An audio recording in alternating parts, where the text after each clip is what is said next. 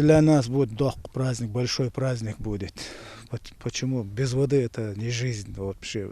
Жители Аки-юрта этого события ждали почти 6 лет. Отныне о проблемах с водой можно будет забыть навсегда. Она будет бить ключом, обещают в ресурсоснабжающей организации. Для этого построены 2 новых резервуара. Их общая мощность 100 кубов, по 50 каждый. Проделана огромная работа. Специалисты протянули сюда порядка 2 километров водопровода, врезавшись к трубопроводу, который питает Вознесенское. Еще 2 километра водопровода проложили от резервуара в само сельское поселение Аки-юрт.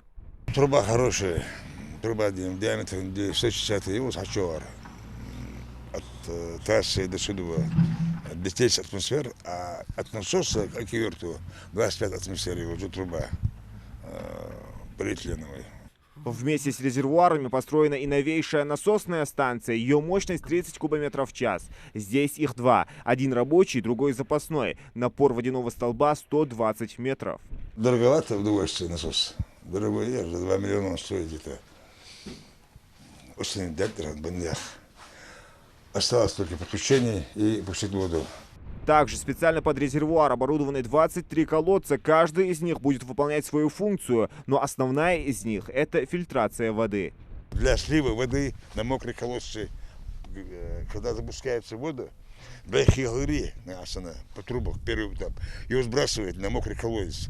А так круговой сделан тротуарной дороги. Осталось вот сейчас насосы ее асфальтировать. Все, мелочи.